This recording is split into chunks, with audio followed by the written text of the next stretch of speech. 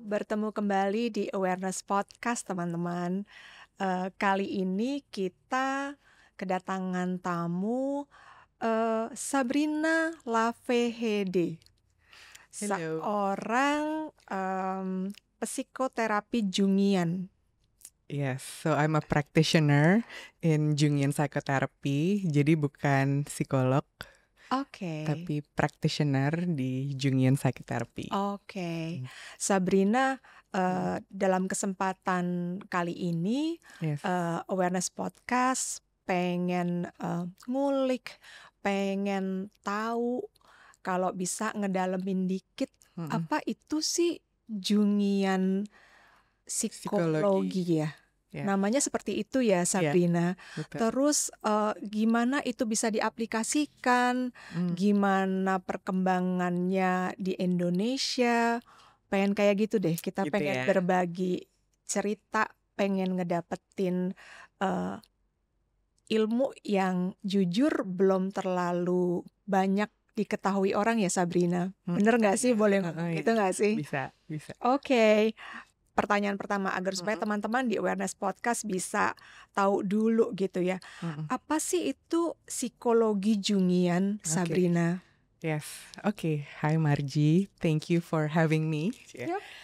Jadi kita ngebahas psikologi Jungian dan bedanya sama psikologi yang biasanya gitu ya. Kalau kita pergi ke psikolog, kita akan diulik secara perilakunya gitu. Jadi akan dilihat perilakunya apa yang mau diubah dari perilaku itu. Oke. Dan nanti diberikan metode-metode habit apa yang bisa diubah, action apa yang bisa kita lakukan gitu. Tapi untuk Jungian psychology di sini justru sedikit tindakan atau action yang perlu dilakukan. Lebih banyak pasien atau klien diminta untuk menyelami ke dalam diri. Jadi bedanya yang satu lebih highlighting ke perilaku, yang ini highlighting ke dalam dirinya, ke kedalaman dirinya. Oke. Apa sih kedalaman diri gitu kan? Kalau highlighting perilaku itu lebih kepada bagaimana mengubah orang ini supaya apa yang dia lakukan jadi normal. Oke. Kalau yang ini, kalau Jungian itu nggak ada kata normal, tapi yang ada dia menjadi dirinya sendiri, dia menjadi dirinya yang utuh. Jadi Jungian psychology ini melihat bahwa manusia bertumbuh berkembang. Jadi dari dia lahir, dia bertumbuh dalam lingkungan keluarga, dia masuk ke dalam masyarakat hingga pada usia tertentu, dia itu melakukan fragmentasi dari dirinya sendiri. Jadi saat dia masih dalam kandungan, dia menjadi dirinya sendiri gitu ya. Tapi bisa jadi ketika masih dalam kandungan, dia mengalami orang tuanya bilang, oh anaknya cewek ya, aduh kita maunya cowok. Nah terfragmentasi tuh dirinya, pecah gitu. Begitu anaknya lahir, aduh ini gak mau makan, atau aduh ini nangis terus nih gitu. Ayo, atau kan suka ada yang bayi, disuruh tidur sendiri gitu misalnya, yang dia nangis-nangis udah biarin aja, biar dia mandiri gitu misalnya. Jadi dia belajar surviving, bertahan dengan cara denying kebutuhan dirinya. Jadi bayi nangis itu kan dia butuh soothing, butuh dipeluk misalnya gitu. Tapi dengan pertumbuhan dan perkembangan yang dia alami, dia jadi tahu bahwa saya harus bisa mandiri nih, saya harus kuat gitu. Nah jadinya dia harus kuat lah waktu dia bayi, waktu dia TK misalnya juga ada yang bully dia, harus kuat gitu. Nah jadi kebutuhan dirinya itu jadi tidak didengarkan, tidak dia penuhi. Kebutuhan diri itu adalah suara dari dirinya dia yang sesungguhnya sebenarnya. Tapi dengan lingkungan tempat dia berada, itu nggak fit. Dia tidak diterima saat dia menampilkan dirinya yang asli. Oleh karena itu, dia akan mencoba, dia fragmentasi dirinya. Oke, berarti kayak gini nggak boleh. Oke, misalnya, aduh kepengen banget ini, dia nangis-nangis ke orang tuanya minta dibelikan sesuatu misalnya, tapi orang tuanya bilang nggak boleh gini-gini. Oke, nggak boleh. Jadinya, maksudnya, atau dia bertindak sesuatu yang berasal dari dorongan dalam dirinya, tapi lingkungan tidak menerima dia seperti itu, maka dia akan menyesuaikan dirinya dengan apa yang diharapkan oleh lingkungan. Dan sosok ini akan baik-baik aja gitu ya, until certain age, usia tertentu tiba-tiba, oke, saya sudah selesai sekolah, saya punya karir yang bagus, saya punya keluarga yang baik gitu kok, tapi rasanya kosong ya gitu. Kok rasanya kayaknya ada yang salah nih, tapi nggak tahu apa yang salah. Orang hidup saya baik-baik aja kok gitu.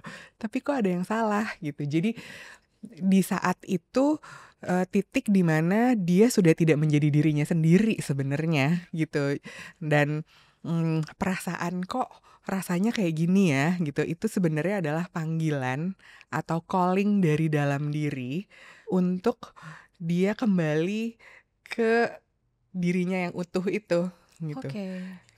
Jadi Jung bilang the first half of your life is to build a healthy ego.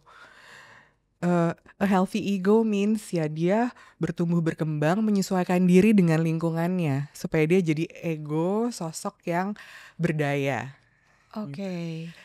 Namun the second half of someone's life is to come back home to the real dirinya dia sendiri gitu. Sebenarnya ketika dia ada di dunia ini nih sebenarnya untuk apa gitu. Oke. Sabrina, menarik banget ya. Kalau boleh mundur dikit tadi yang pertama kali Sabrina bilang, katakanlah seorang bayi janin gitu ya, masih ada di dalam kandungan ibunya gitu.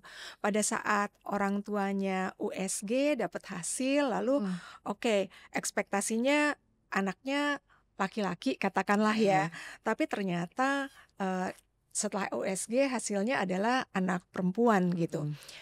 Kalau dia sudah di pemahaman saya ya, awam ya. Jadi artinya kalau misalnya seorang anak sudah keluar dari kandungan, lalu ada satu dan lain hal, katakanlah seperti yang tadi Sabrina bilang, oh anak ini nggak mau makan gitu ya. Oh anak ini susah kalau mau tidur diemin aja deh kalau rewel gitu ya misalkan. Itu saya paham tuh. Jadi dia udah mendengarkan suara-suara itu dan mau nggak mau secara alam bawah sadarnya itu kan seperti dikumulasi, lalu dia harus merespon dan membiasakan diri untuk adaptasi dengan kondisi itu. Tapi kalau yang Sabrina info sebelumnya itu artinya dari dalam kandungan pun pada saat orang tuanya berharap katakanlah bisa memperoleh anak laki-laki, tapi ternyata yang di dalam kandungan itu anak perempuan. Lalu mungkin katakanlah ada kekecewaan mungkin gitu ya. Itu sudah bisa dirasakan oleh janin. Sebuah janin sudah banget. Sudah bisa dirasakan. Sudah banget, ya. Jadi di dalam settingan Jungian terapi itu kita akan berdiskusi tentang apa yang dirasakan saat ini berhubungan dengan apa yang dirasakan di masa yang lampau. Dan ketika kita bilang di masa yang lampau, itu nggak hanya 10-20 tahun lalu, tapi hingga sampai dalam kandungan. Jadi trauma dari dalam kandungan pun, misalnya dia anak yang tidak diharapkan, tapi terus ibunya hamil, itu pun ada kondisinya lagi gitu. Ujung-ujungnya sih merasa tidak berdaya, merasa tidak berharga di seputar-putaran itu biasanya. Gitu. Tapi it happens to many people ya gitu. Bahkan anak yang diharapkan pun, misalnya pasangan ini bertahun-tahun gak punya anak, terus mereka udah give up the hope bahwa mereka akan hamil gitu ya. Tahu-tahu tiba-tiba hamil. Nah, si ibunya gak siap karena udah saya child free deh, ya udah gitu. tiba-tiba hamil dan dia jadinya kaget, nggak siap, nggak apa, itu juga berpengaruh tuh. Oke. Jadi Yes. dari dalam kandungan pun Mm-mm. itu berpengaruh. Dan Yes. dengan teorinya Jungian ini, melalui terapi yang dilakukan, artinya seorang individu ini bisa look back dan bisa masuk ke dalam diri dia sekian puluh tahun Yes. sampai dengan saat dia masih di dalam kandungan. Betul. Bener banget, Sabrina. Hebat ya. Jadi dalam settingan sesi gitu ya, bisa someone itu tiba-tiba langsung, ya ampun, aku dengar jadi ingat suara ibuku lagi ngomong sama dokter begini. Bisa, Gitu. Sab. Yes, I experienced it myself, and I was in a session too with someone yang experiencing itu gitu. Jadi memang, dan nggak cuman terjadi antara saya dengan orang itu, maksudnya rekan-rekan saya yang berpraktisi di Jungian Psychotherapy ini, dan biasanya yang berpraktisi di sini adalah yang memang sudah menjalani prosesnya terlebih dahulu.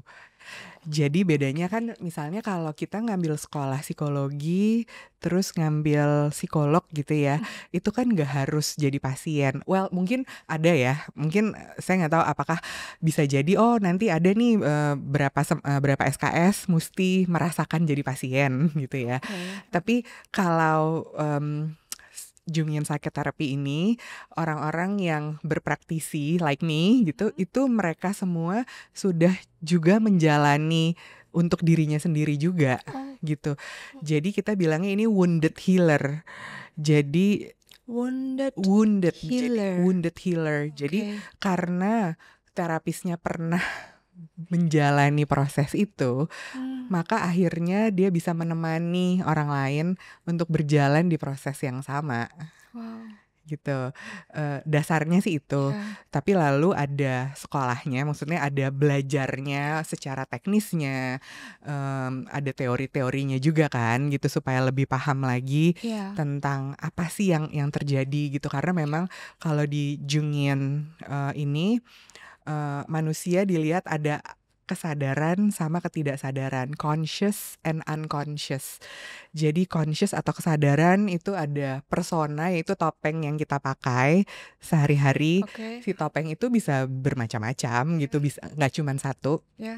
Lalu di baliknya persona ada ego. Ego itu adalah saya yang bertindak, saya yang melakukan ini dan itu gitu. Tapi di balik itu yang mengambil keputusan itu, yes, ego mengambil keputusan, tapi yang mendorong ego mengambil keputusan itu ada di ranahnya alam bawah sadar atau ketidaksadaran atau unconsciousness. Nah, yang seru nih di Jungian Psychotherapy ini, bagaimana kita bisa tapping ke unconsciousnya seseorang. Jadi kita bisa sama-sama lihat apa sih di balik tindakan saya yang ini gitu. Ada dorongan apa, dan dorongan itu asalnya dari mana gitu. Karena dorongan itu bukan baru terjadi satu kali. Dorongan itu sudah berada dengan kita bertahun-tahun dengan manifestasi yang berbeda-beda, tapi itu dorongan yang sama. Dengan kita sesi dibantu dengan Jungian practitioner-nya, dia bisa berkaca, bercermin, dia bisa melihat dirinya sendiri, dia bisa melihat, oke, ini diri saya yang ini. Dia bisa kembali ditemani berjalan-jalan ke masa yang lalu gitu ya, dan dia menemukan momen-momen di mana dia repressing dirinya. Oke. Ini mirip dengan yang tadi, misalnya dia punya kebutuhan, lalu lingkungannya nggak approve, akhirnya dia repressing kebutuhannya dia. Ditekan ya maksudnya ya. Jadi kebutuhannya nggak boleh muncul. Itu yang sering terjadi adalah kita punya kebutuhannya nggak boleh muncul, jadi kebutuhannya kita tekan. Nah, semakin kita tekan, itu dia semakin daya dorong ke atasnya semakin tinggi. Gitu.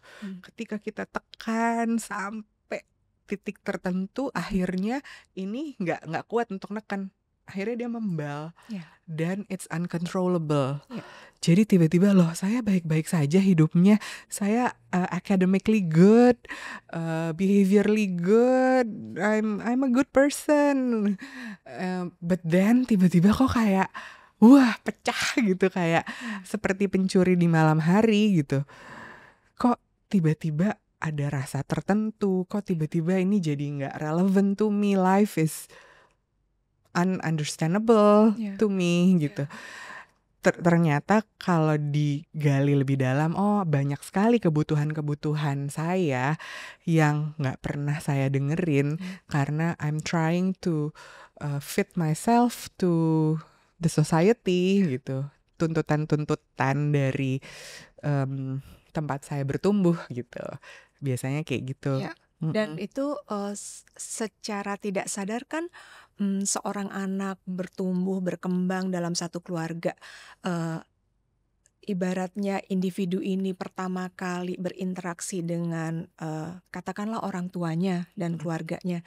Dia juga tidak punya opsi untuk itu kan, Sabrina. Mau nggak mau kan ya apa yang ada di depan mata ini, apa yang ibu dan bapaknya tanamkan otomatis dia jalanin. Betul, gitu kan ya. Betul. Jadi artinya itu mungkin yang tadi maksudnya secara filosofis Profesor Jungnya half of your life itu otomatis akan menghidupi kehidupan yang diatur gitu ya, oleh lingkungan yang ada. Dan kita ke-build dengan itu. Building a healthy ego. Itu disebut juga dengan healthy ego. Walaupun kalau misalnya banyak kali kita dengar juga katakanlah banyak keluarga yang tidak kondusif untuk bisa parenting anak gitu, otomatis kan sebenarnya kita tidak bisa menyebut itu juga dia bertumbuh dalam ekosistem yang healthy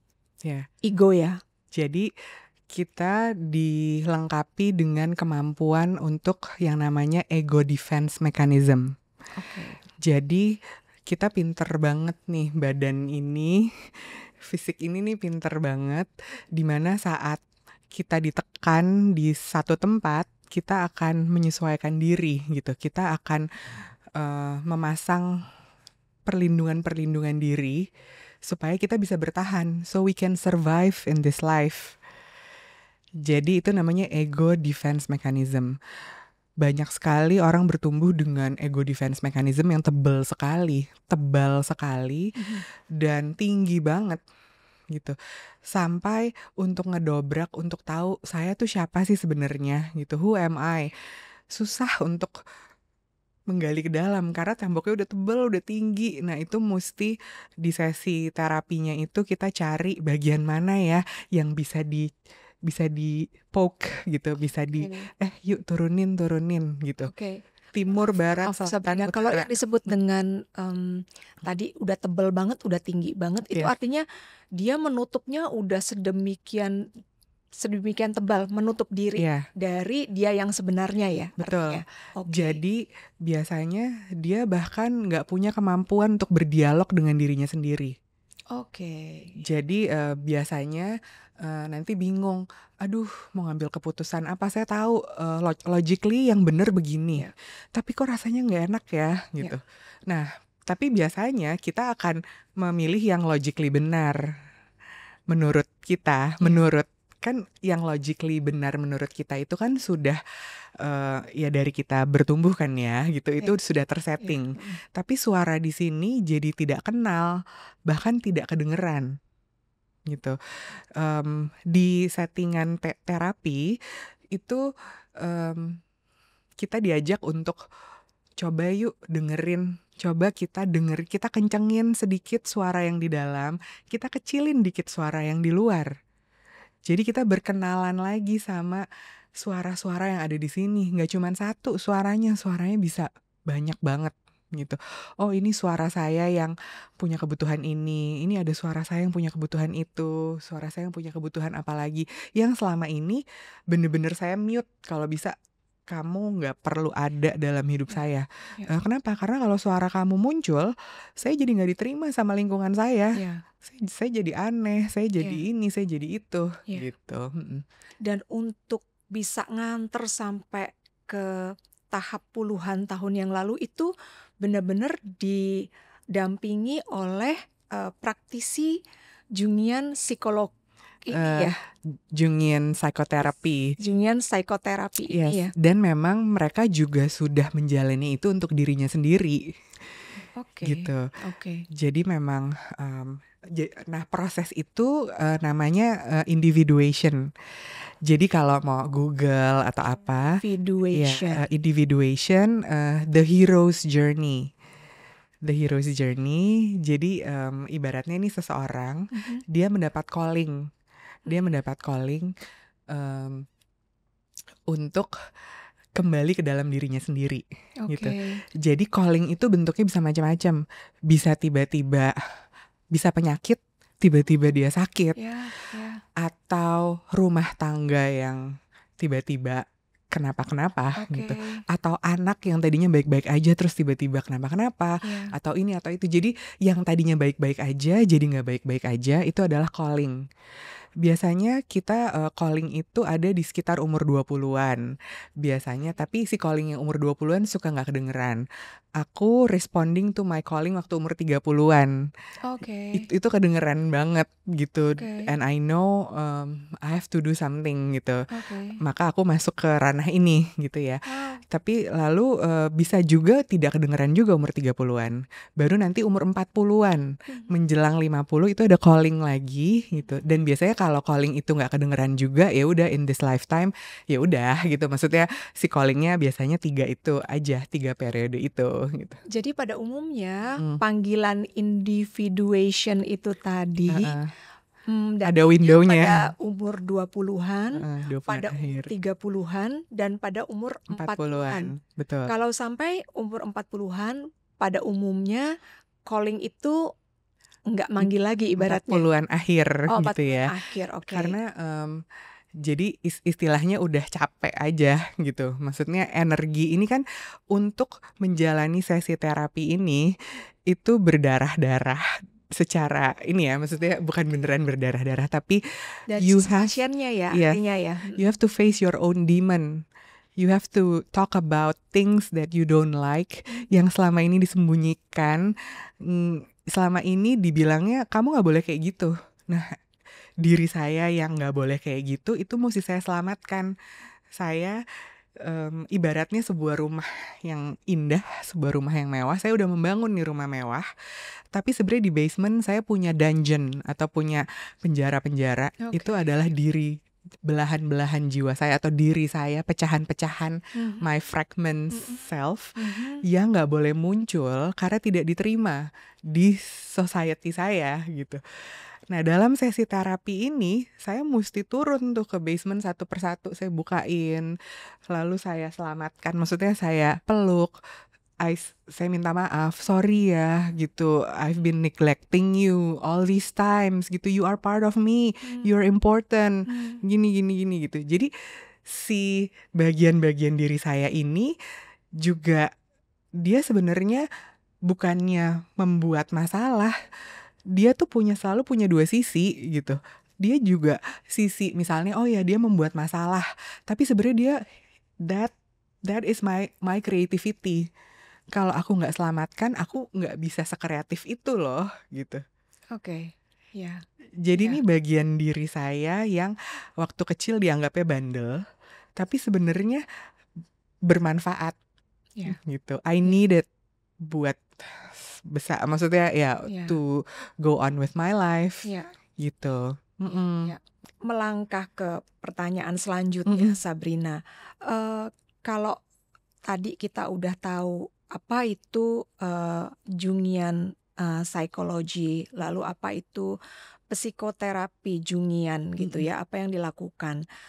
Kalau kita ngomongin dalam kehidupan kita sehari-hari gitu ya, kalau kita ngomongin seorang individu dalam konteks kehidupan keluarga, dalam konteks tadi masa tumbuh kembang, paling banyak tadi sepertinya masa tumbuh kembang ya kalau dilihat ya. Dan di dalam dunia kerja, katakanlah yang paling common itu ya saat ini ya, yang paling banyak terdapat gitu dalam kehidupan satu individu gitu. Relevansi apa yang paling banyak ketemu dengan teori Jungian ini, dengan terapi Jungian ini, kalau kita boleh dapetin cerita dari Sabrina. Jadi kalau di Jungian Psychotherapy ini ada namanya projection, di mana misalnya settingan kantor nih ya, settingan kantor. I don't like my boss. Ini bosnya nih cewek gitu. She's very dominant, ngatur banget ini dan itu. Aduh, rasanya sehari-hari banget tuh. Ya rasanya tuh udah kayak kelelep, rasanya nggak bisa ini, nggak bisa itu. Gitu. Dan kalau di settingan sesi terapi akan digali, oke, rasa kayak tadi ini pernah dirasakan juga gak sebelumnya gitu. Oh iya pernah gitu, rasa kayak gini. Oh kapan, dia cerita, dan biasanya nanti akan oh iya with my mom. Jadi tapi sama with the mom tuh settingannya sebenarnya casual aja gitu. Dia cuman mau bikin mamanya happy, dia nggak mau dia mau nurut aja sama mamanya karena di agama bilangnya emang harus nurut sama orang tua. Jadi dia cuman mau nurut gitu. Tapi rasanya itu baru terjadinya waktu di kantor nih, dia udah gak tahan banget. Dia merasa ini pilihannya cuman oke, gue resign atau gue burn out gitu. Kayaknya sih gue milih burn out deh. Soalnya kalau resign, kalau gue pindah ke tempat lain belum tentu dapat gaji yang seoke ini. Gue udah di karir segini, udah umur segini, ngapain sih gue pindah lagi? Udahlah gitu. Bahkan dia pun udah tahu pilihannya burn out atau nggak burn out, dia tetap pilih burn out. Gitu. Saking yang dia tahu itu gitu. Dia tidak terkoneksi dengan suara yang ada di dalam sini. What should I do? Gitu.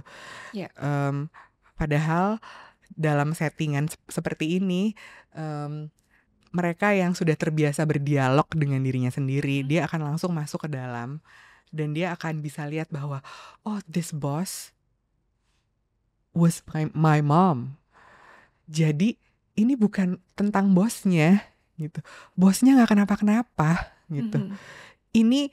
Ini lagi mau, bos ini adalah sebuah calling, mau ngasih tahu ada yang masih belum beres nih, ada emosi atau ada bagian dirimu yang masih ada di basement tadi tuh, yang mesti kau selamatkan, yang pada waktu itu kau sembunyikan karena tidak diterima di settingan keluarga. Gitu. Jadi bos ini cuman calling, simbol bahwa panggilan ke dalam diri untuk selamatkan dirimu yang itu. Ada kebutuhan-kebutuhannya yang belum kau penuhi. Dia masih berteriak-teriak, dia compang-camping, dia tidak berdaya, dia setengah mati. Help her to help you gitu. Jadi kita ada namanya active imagination. Kita membayangkan, coba bayangin dirimu pada waktu itu umur berapa. Jadi aku bisa tanya. Jadi misalnya oke, what do you see? Oke, I see a little girl pakai baju warna ini. Oke. Coba ada pintu di situ. Buka pintunya, turun ke basement. Udah gitu. Oke. Seperti apa rasanya di dalam basement? Nanti dia bilang, iya ini gelap, lembab, dan lain-lain gitu. Jadi ini active imagination. Lalu cari ada ruangan apa saja gitu. Temukan bagian dirimu di situ. Oh ya, aku lihat ada satu ruangan yang terkunci dan kayaknya ada seseorang di situ.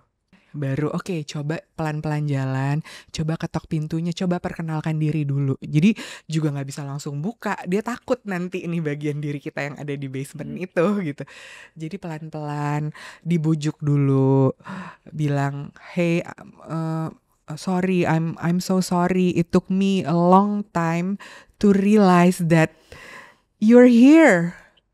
It took me a very long time. I'm so sorry for abandoning you gitu. You are an important part of me gitu. Jadi dia buka pintunya dan lain-lain, baru terus dia peluk gitu, dan akhirnya terintegrasi dengan diri kita yang sekarang gitu, bagian diri kita yang itu gitu. Nah setelah proses itu nanti biasanya bosnya rasanya udah nggak semenyebalkan itu lagi. Padahal sih bukan bosnya yang berubah kan, artinya individu ini yang berubah kan setelah melalui terapi itu gitu ya Sabrina. Jadi bos itu cuman cerminan dari diri kita. Ibaratnya kayak kita nonton bioskop kan, itu kan layar perak aja kan, layar perak proyektornya ada di atas itu kan. Si bukan layarnya yang mengeluarkan filmnya, tapi proyektornya yang mengeluarkan filmnya di situ. Jadi is our projection. Filmnya tuh kita adalah proyektornya nih gitu. Semua orang di sekeliling kita ini adalah layar perak itu. Mereka nggak ngeluarin filmnya dari diri kita. Jadi apapun yang kita proyeksikan ke situ, itu yang ada di dalam diri kita sebenarnya gitu. Jadi misalnya, oh orang ini rasanya begini, orang itu rasanya begitu. Jadi nggak harus semua yang negatif ya. Yang positif pun, misalnya kita ngefans banget sama tokoh tertentu, misalnya, ya ampun dia tuh charming banget ya, misalnya. Jadi kita ngefans banget. Nah charm itu, semua kehebatannya dia itu sebenarnya punya kita. Kita juga punya itu, tapi belum kita selamatin aja. Something like that. Gitu. Oke, Sabrina. Semoga nggak terlalu banyak dan abstrak ya. Oke Bu, kebayang dan dapat gambarannya gitu. Lalu implementasi sebagai seorang psikoterapi Jungian itu secara teknis boleh dong dibagi ceritanya buat teman-teman di Awareness Podcast. Secara teknis tuh bagaimana terapi itu dijalankan, Sabrina? Oke, jadi sebelumnya terapisnya ini pun juga perlu berproses. Jadi si terapisnya ini perlu jadi kita bilang safe container. Jadi container yang aman untuk pasiennya bisa cerita gitu. Aman artinya saat dia cerita si terapisnya juga sudah selesai untuk hal-hal tersebut gitu. Jadi memang biasanya tuh yang akan datang ke terapis tertentu itu biasanya mereka-mereka yang punya cerita yang mirip-mirip gitu. Jadi memang udah ada gaya tarik menariknya sendiri gitu. Jadi biasanya ya I already know gitu kalau ada yang datang, oh ini biasanya nih seputar ini nih gitu. Dan aku pun juga melakukan terapi untuk diriku ya. Maksudnya for 3.5 years aku ada terapisnya gitu. Terus begitu sudah selesai, aku juga tetap kayak maintain dengan kayak misalnya for example this year aku ngambil play therapy. Jadi aku jadi pasiennya. Ambil sesi play therapy 10 kali sama one of the senior yang memang certified untuk play therapist. Dia juga dulunya Jungian tapi ngambil sertifikasi lain lagi gitu. Jadi biasanya si practitioner ini dia akan ngambil berbagai modalitas yang lain lah. Dan untuk menjadi terapis sendiri udah pasti harus ada sertifikasinya juga ya, Sabrina? Iya, jadi memang ada skripsinya gitu kan. Terus ada inisiasinya gitu-gitu. Jadi pada saat terapis bertemu dengan pasien itu secara teknis dilakukan one on one gitu tetap ya. Betul. Jadi ketemu dan bentuknya adalah dialog saja gitu. Dialognya ini bisa dimulai dari dia akan menceritakan tuh. Dia akan menceritakan apa yang dia alami. Lalu biasanya dari cerita itu akan ditanyakan apa rasanya, apa emosi yang muncul. Jadi belajar terkoneksi pada emosinya. Lalu apa rasanya di tubuh, ada body sensation apa gitu. Karena emosi itu tersimpannya tuh di dalam tubuh gitu. Jadi ditanyakan ke situ, baru ditanyakan lagi, oke ada memori apa yang rasanya kayak gitu juga, yang emosinya rasanya kayak gitu, terus di tubuh rasanya kayak gitu juga. Biasanya pasien yang sudah siap untuk jalan ke dalam gitu ya, dia akan tiba-tiba ada muncul, oh ini barusan aku inget nih waktu itu ada kejadian gini gini gini gini. Nah terus kita coba sambungkan ke situ, oh ya ini gini gini gini gitu. Tapi ada juga settingan di mana dia enggan untuk aduh nggak tahu gitu, nggak tahu gitu. Oke, kalau dia nggak tahu berarti dia belum siap untuk arah situ. Jadi si terapisnya itu perlu sabar, perlu menemani berjalan. Ini kan kayak defense mechanism itu kayak si tembok itu kan ya, maksud tembok yang tinggi dan tebal. Bagian mana sih dari tembok ini yang bisa digoyang gitu, pelan-pelan aja gitu. Dan dia nggak ngerasa diserang atau dia merasa aman sehingga dia bersedia untuk turunin defense mechanismnya gitu. Karena yang kayak tadi aku sempat bilang, kita nih sangat berdaya gitu. Jadi kita akan punya defense mechanism kita gitu. Begitu kita ngelihat nih kayaknya ada yang off nih gitu, langsung kita jaga. Itu autopilot gitu ya sebenarnya itu dari otomatis kita, ya. Itu kita kan punya how we sensing survive. bahwa orang di depan kita mau ngulik bagian sebelah sini. Itu berarti balik lagi ke kita, kita mau nggak sih ngebukain secara terbuka, secara sukarela gitu ya, untuk membukanya atau enggak gitu kan. Dan kalau dibilang kita mau nggak nih buka secara sukarela, itu kan kita, maksudnya saya sebagai ego, itu tidak selalu ego itu bekerja sendiri, itu enggak. Ego ini dibaliknya ada alam bawah sadarnya dia yang gripping dia, yang bilang no, enggak, kita harus tetap bertahan. Jadi di sini nih sebenarnya lagi bicara begini, alam bawah sadarnya terapis dan alam bawah sadarnya pasien berkomunikasi juga. Jadi mau misalnya si terapisnya diomongin gini senyum-senyum aja, baik-baik aja, tapi misalnya di sini dibilang ih aneh banget sih ini itu itu alam bawah sadar pasiennya tahu dan dia nggak akan mau terbuka. That's why si terapisnya perlu menjadi kontainer yang aman. Tidak ada projection lagi. Aman means apapun yang diceritakan, dia tidak merasakan ih aneh banget nih pasien, ih kok begini, kok begitu. Udah nggak di situ ranahnya. Karena itu bisa di sensing sama pasiennya.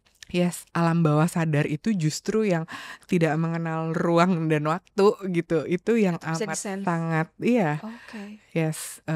dan mukanya senyum-senyum aja misalnya, tapi sebenarnya di dalam sini bergejolak dan lain-lain. Itu pun patientnya bisa merasakan kalau terapisnya juga di dalamnya lagi bergejolak dan lain-lain gitu. Jadi penting banget si terapisnya ini juga melakukan proses ke dalam atau dibilang inner work. Itu satu yang dan kedua biasanya juga ada settingan di mana ada supervisornya gitu. Jadi bertiga jadinya. Bukan di sesi yang lain, di kesempatan yang lain, si terapisnya ini kan juga disupervise oleh terapisnya dia lagi gitu. Seperti itu. Berarti Sabrina, kalau dari yang sudah Sabrina ceritakan barusan, artinya untuk satu individu itu tidak bisa kita seragamkan. Masing-masing individu itu berapa sesi yang dibutuhkan itu benar-benar harus sesuai dengan kebutuhan individunya masing-masing ya. Iya, betul. Custom artinya, nggak mungkin kayak 2-3 kali sesi dia sudah bisa menemukan dirinya gitu. Iya. Jadi kalau Jungian itu ini contohnya aku 3,5 tahun ya. 3,5 tahun itu waktu itu every 2 weeks. Jadi lumayan intens. Lumayan intens. Dan jadi sepenuh 3,5 tahun itu. Iya, non-stop. Dalam 1 minggu, dalam 1 bulan. Dalam 1 bulan. Jadi setiap 2 minggu sekali. Setiap 2 minggu sekali, Every 2 weeks gitu. Kalau ditanya apakah itu jalan satu-satunya mengenal diri? Of course not. orang macam-macam kok jalan untuk kembali ke dalam dirinya sendiri. Itu bisa berbagai metodologi, berbagai pendekatan gitu. Ini Jungian ini salah satu yang aku jalanin gitu. Dan yang aku hidupi gitu ibaratnya. Tapi ada nggak sih orang yang nggak belajar teorinya dan lain-lain, terus dia dengan misalnya dia berdoa atau dia berdialog dengan dirinya sendiri gitu, dan akhirnya dia sadar sendiri bahwa oh iya ya, semua yang ada di sekitar saya ini hanya cermin. Maksudnya ada orang-orang yang terpanggil seperti itu, yang tersadarkan tanpa ikutan sekolah, tanpa tanpa proses-proses yang aku alami gitu misalnya ya. Jadi karena dia mengalami calling itu gitu ya, lalu dia bermeditasi sendiri, maksudnya dia self-reflection sendiri, dia berdialog dengan dirinya, dan akhirnya dia menemukan aha momentnya gitu. Dia lihat bahwa aha momentnya, jadi dia lihat, oh ya ampun, ternyata ini semua hanya cermin ya. Saya di dunia ini ternyata cuman sendiri loh, karena semua yang ada di sekitar saya ini cuman cerminan dari diri saya gitu. And it's deep karena saya cuman sendiri, gimana sih, ini kan orang, ini semua orang nih gitu. Iya kan? Maksudnya it's so scary you say that you're alone gitu. Tapi orang yang saya lihat ini itu versi saya gitu. Orang lain bisa ngelihatnya beda nih, orang lain bisa ngelihat orang ini juga lain, sesuai dengan proyektornya masing-masing, filmnya masing-masing gitu. Jadi itu cermin dari diri kita. Maka kalau dibilang seperti apa sih Jungian psychology yang berhasil gitu ya. Yang berhasil itu adalah saat ketika dia merasakan sesuatu, ini orang begini, dia bukannya jadi merasa diri victim atau menjadi korban, dia bilang, dia yang gituin saya, dia nyakitin saya gitu. Dia udah nggak lihat begitu lagi, karena film apa ya yang saya punya, yang saya proyeksikan ke dia sehingga rasanya menyakitkan gitu, sehingga dia rasanya menyakitkan gitu. Karena filmnya tuh dari dalam saya gitu, kontennya tuh dari dalam saya sebenarnya gitu. Nah di situ ketika jadi terapi Jungian yang berhasil itu adalah ketika seseorang sudah lebih sering ingatnya untuk berefleksi ke dalam, lebih sering ingat bahwa saya bukan korban, tapi saya yang I'm the creator of si perjalanan ini gitu. Aku yang bikin film aku gitu. Aku bukannya korban dari sekelilingku gitu. Even my parents gitu, even orang tuaku yang dulu ngelarang aku, yang ini yang itu, it's not them. Itu sebenarnya semua film yang sudah aku rancang dari mulai sampai tamat gitu.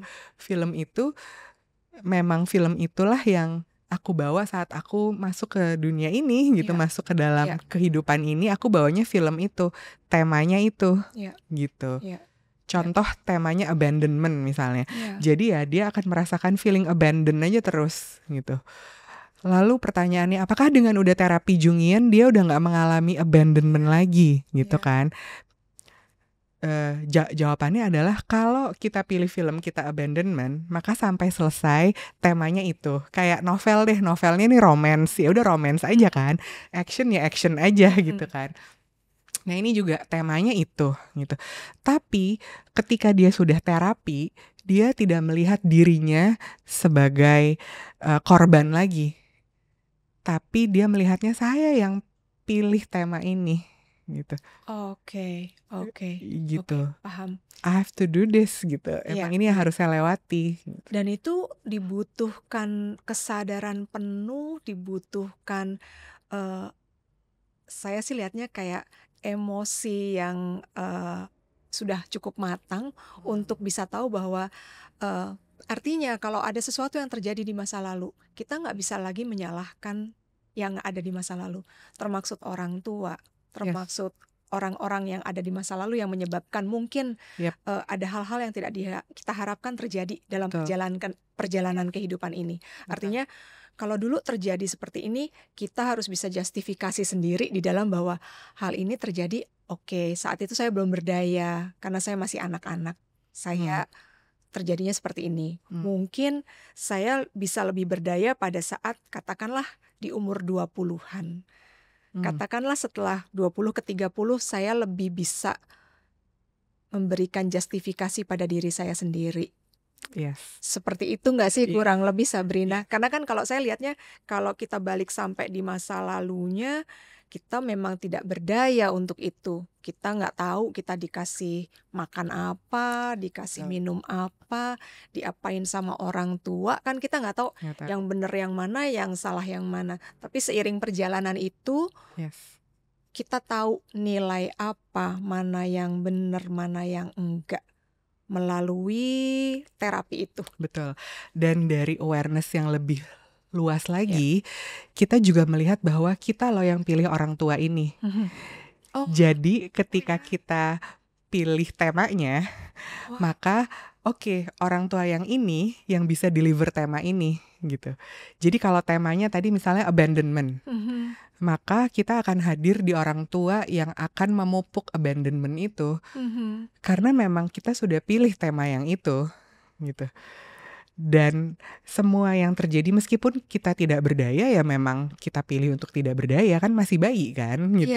Memang di fase itu kita sudah pilih bahwa di fase kita tidak berdaya secara fisik karena kita masih bayi, kita berada dalam tanggung jawab caretaker yang modelnya seperti ini, supaya tema abandonment ini jadi bisa lahir tema abandonment ini gitu, bisa terasa, bisa dialami oleh saya gitu. Demikian pula saat sekolah, saya memilih teman-teman yang begini gitu. Memilih tuh bukan memilih secara sadar gini ya, tapi kan berada di lingkungan itu, tahu-taunya dimasukin ke sekolah yang begini, sekolah yang begitu, sekolah yang senioritas, yang dibully, yang ini, yang itu misalnya.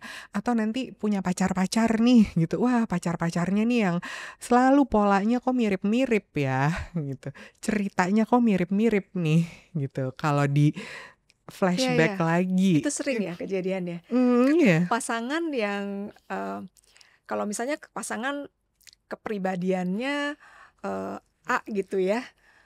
Terus dia selesai dengan pasangan tersebut, punya relasi lagi, bisa jadi ketemunya yang sama lagi. Itu sering terjadi ya, polanya sama gitu ya, Sabrina. Betul. Jadi bisa dibilang kalau saya mau terapi dulu biar saya memutuskan pola. Nah, tapi sebenarnya polanya itu bukan diputuskan. Polanya akan berjalan terus. Kenapa? Karena memang buku atau film temanya saya udah pilih yang itu gitu ya. Tapi saya sudah tahu bahwa saya bukan korban lagi. Saya bukan korban si pacar-pacar ini gitu. Tapi saya memang memilih untuk berada di situasi seperti ini gitu. Memang saya yang pilih tema ini. Jadi saya akan mendapatkan nih story-story seperti ini gitu. Jadi ketika dia merasakannya lagi gitu ya, respon-respon yang dia sampaikan juga udah beda lagi gitu. Dan sebenarnya kan kenapa sih pola-pola itu terus ada? Karena memang diri saya gitu kan, ini kan diri ini kan bukan fisik ini, bukan badan ini, bukan pikiran ini, bukan emosi ini, tapi the soul gitu, mau advancing, mau mau bertumbuh dan berkembang lah gitu. Jadi kalau enggak dia nggak mengalami physical experience ini gitu. Jadi dia mengalami kejadian-kejadian ini untuk dia bisa advancing gitu. Jadi naik kelas mungkin ya judulnya gitu. Dalam banget, Sabrina. Ternyata sampai sana ya. Maksudnya artinya kalau tadi dibilangin buat saya ya yang cukup bahasanya cukup asing adalah pada saat Sabrina menjelaskan tadi, artinya kita sudah choose. Even kalau misalnya temanya abandon, itu berdasarkan teorinya Jungian itu pilihan kita. gitu kan artinya. Filmnya udah itu. Kalau nanti dalam perjalanan hidup kita ketemu pasangan-pasangan yang katakanlah punya kepribadian yang juga tidak sesuai dengan harapan kita, katakanlah ya, mempunyai kepribadian yang katakanlah tidak baik gitu ya. Itu juga adalah bagian dari yang sudah kita pilih sebelumnya, seperti itu ya, Sabrina pemahamannya. Betul. Dan kalau dibilang dia pasangan yang nggak tepat, gitu, itu kan filmnya ada di sini, gitu. Filmnya ada di sini. Jadi kita tahu, oh oke, memang film ini bukan orangnya, gitu. Orangnya nggak kenapa-kenapa, orangnya baik-baik aja kok, gitu. Orang-orang yang menyakiti kita, mereka nggak kenapa-kenapa, gitu.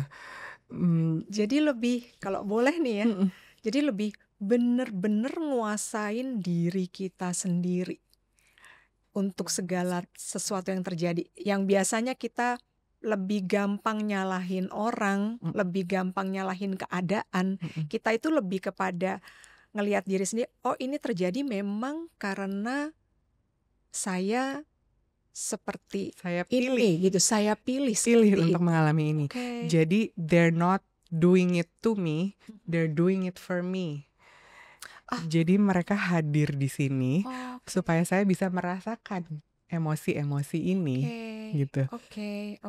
Dan ujungnya nih sebenarnya kita ceritanya jadi nggak penting. Si orang-orang yang menyakiti kita ini nih cuman messenger gitu. Mereka hanya aktor-aktor yang membawa ceritanya. Tapi kita yang di sini adalah proses dimana kita sadar atau kita ngeh gitu. Oh iya, ini temanya sebenarnya semuanya sama ya, gitu.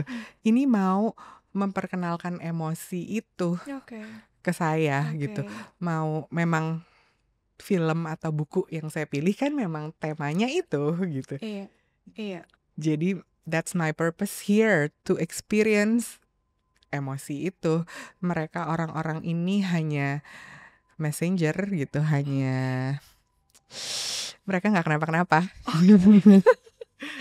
Sabrina, boleh dong dibagi ke teman-teman di Awareness Podcast secara garis besar, kalau bisa disebutkan 2 sampai dengan 3 kasus-kasus yang paling banyak yang sudah ditemukan dan sudah ditangani oleh Sabrina selama ini sebagai terapis.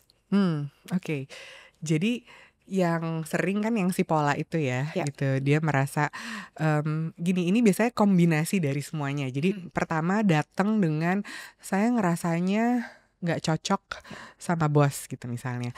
Tapi biasanya ujung-ujungnya lebih seru tuh ketika bahas tentang oh dia ternyata baru putus cinta juga, gitu.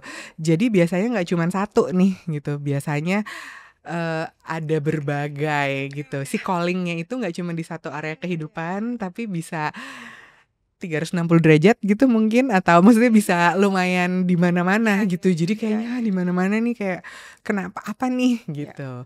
Makanya karena kalau callingnya nggak kenceng, dia akan nggak apa-apa, masih bisa. Dia akan bertahan terus.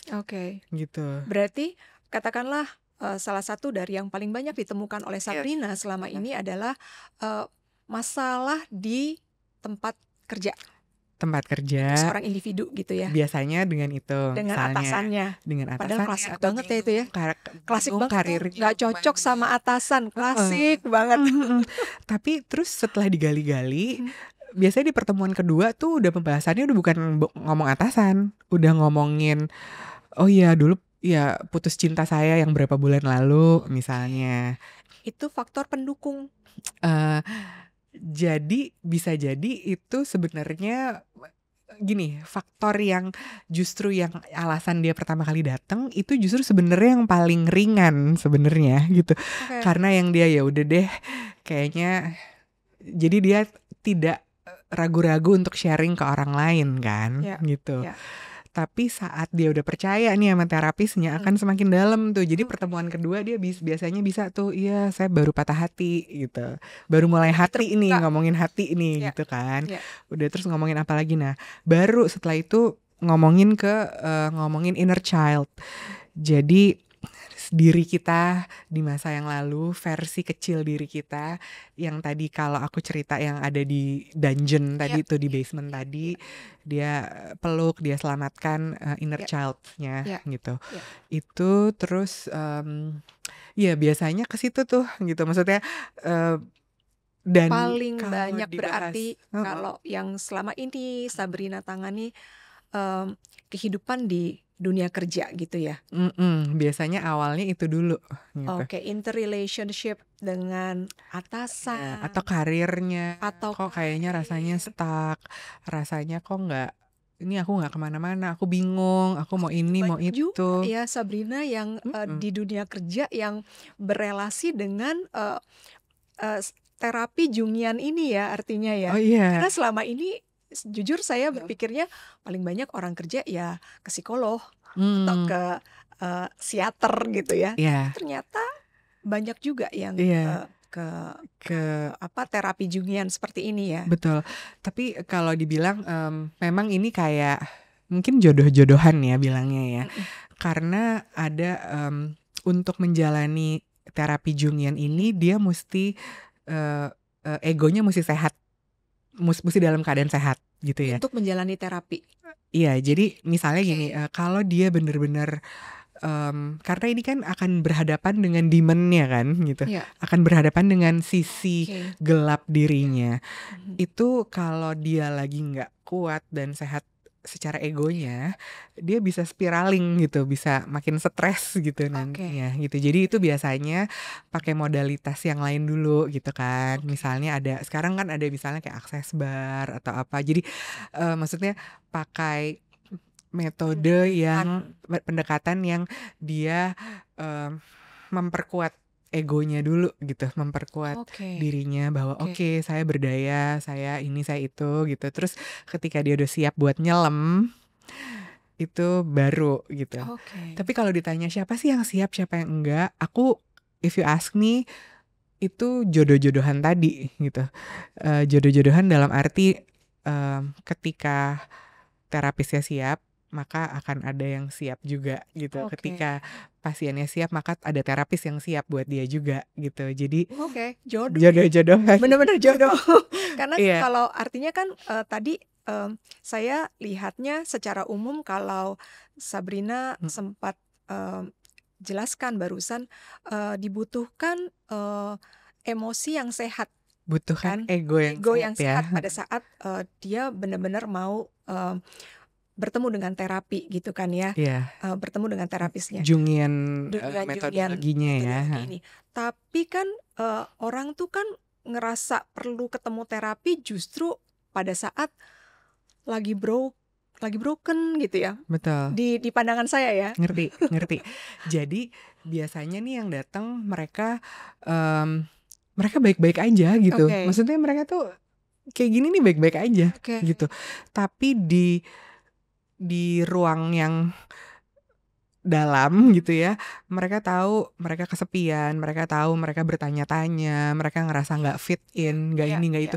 Di depannya sih baik-baik aja gitu, sangat berdaya. Tapi itu pun udah sesuatu ya, artinya sadar bahwa di muka emang ini yang dikasih lihat, di callingnya, saya sebenarnya secara mental udah nggak baik-baik aja nih gitu ya. Saya tahu. Secara mental saya udah broken, saya udah tidak baik-baik. Betul. Compare tuh misalnya dia udah nggak bisa kerja, dia udah nggak bisa makan, dia udah nggak bisa, itu kan egonya lagi nggak sehat tuh. Paham. Yang stres, yang aduh ketakutan, nggak mau ketemu orang gitu. Itu disarankan pakai modalitas yang lain gitu. Karena itu nanti bisa spiraling down. Jadi betul-betul pasiennya ini memang yang bisa berdialog begini gitu, yang bisa diajak berdialog. Jadi egonya sehat, yang kita bisa tanya nih gitu. Kita ini apa, itu apa, dan lain-lain gitu. Sabrina sebenarnya masih pengen nanyanya banyak, tapi waktunya udah mepet. Jadi pertanyaan terakhir, kita pengen tahu bagaimana perkembangan Jungian terapi di Indonesia sendiri gitu. Kalau tadi dengerin cerita yang dibagikan oleh Sabrina, artinya demand-nya cukup banyak karena ternyata yang paling banyak di dunia kerja malahan yang sudah ditangani Yang ke selama aku ini ya. Karena kan saya pikir tadinya kalau yang seperti ini, paling banyak tuh yang anak-anak nih, paling banyak yang dalam masa pertumbuhan secara psikologis dia sempat ada kerapuhan mungkin, sempat ada kepahitan mungkin ya sehingga harus dibantu. Tapi ternyata dunia kerja juga banyak ya. Pengen tahu sih Sabrina, artinya demand-nya cukup tinggi, lalu prospek kedepannya cukup promising atau seperti Atau apa? kayak Untuk gimana ya? Indonesia ya. Untuk Indonesia ya. Jadi ini aku ada komunitasnya gitu kan ya. Teman-temanku yang mereka membuat klinik gitu. Jadi kalau boleh sebut merek, misalnya di Arteri Pondok Indah ada namanya Atman. Itu one of my friend juga. Di Meruya ada namanya Selaras Salira gitu. Di Cipete ada namanya Patmana gitu. Di Bintaro ada namanya Alchemy. Jadi ada di mana-mana gitu. Maksudnya banyak yang membuka klinik-kliniknya ya. itu. Jadi ya semua punya Instagramnya dan lain-lain gitu. But if you ask me gitu, aku maksudnya I'm not a full time therapist gitu. Aku juga I'm a consultant in strategy management in a multinational company. Jadi during the day aku di klien ngomongin strategy management of a corporate, vision, mission dan lain-lain. Tapi aku sangat menggunakan my Jungian methodology ini karena I'm talking to the client. Ketika klien yang ngomong sesuatu, aku akan juga sensing ini apa di baliknya gitu. Dia ngomong gini apa sebenarnya makna sesungguhnya gitu. Dan itu membantuku banget untuk bisa tapping into apa sih kebutuhan klien ini gitu. Bisa jadi yang dia katakan apa tapi maksud sebenarnya apa. Jadi I can restructure apa yang dia omongin lalu dikonfirmasikan lagi gitu. Pak, do you mean this? Artinya begini kah? Artinya begitu kah? Gitu misalnya. Jadi oh iya betul, ini begini, ini begitu gitu kan. So benar-benar bisa multifungsi. Ilmu yang didapat dari si Jungian terapis ya sebenarnya. Bahkan misalnya as a mom gitu ya. If my kids are annoying to me gitu, I know ini ada inner childku yang perlu aku selamatkan. Gitu.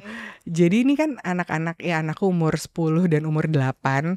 Mungkin umur segitu udah bisa diajak ngomong. Tapi waktu mereka lebih kecil lagi nih kayak why are they so annoying? Nah itu aku bisa terapi untuk healing my inner child tuh bisa berbabak-babak tuh. Aku karena merasakan ketidaknyamanan membersamai anak-anakku ini gitu. Gitu. Sementara kalau autopilotnya mamah-mamah ngomel aja tuh kalau anaknya annoying kan. Sementara Sabrina recalling dulu gitu. Jadi berdialog sama diri sendiri. Apa sih yang dia tuh lagi mau nunjukin apa. Karena he's there for me gitu. Tuh untuk nunjukin bahwa ini ada bagian dirimu yang masih ketinggalan loh di situ gitu. Yang belum pulih, belum terintegrasi oleh diriku yang sekarang gitu.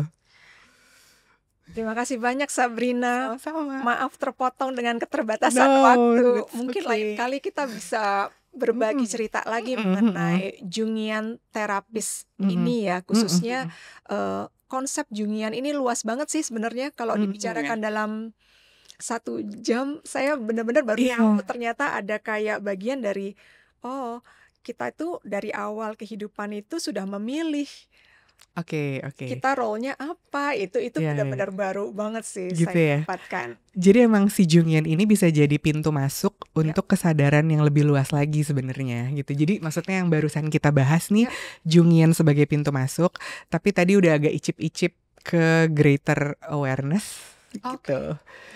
Bisa nanti kita sambung di lain waktu atau kita offline, kita bisa ngobrol-ngobrol aja. Terima kasih banyak sama-sama Sabrina Lavede untuk berbagi ceritanya.